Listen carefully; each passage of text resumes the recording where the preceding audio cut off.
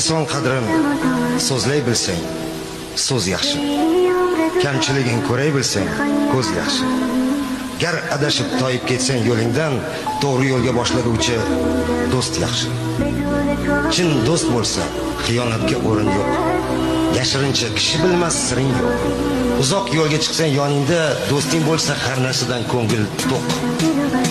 Do'stim deyman, har xil so'zni so'zlama, do'st oldida bo'lma ikkiyuzlama. Do'st hayotni bezab turuvchi naqshi, boshing omon saqlaguvchi do'st yaxshi.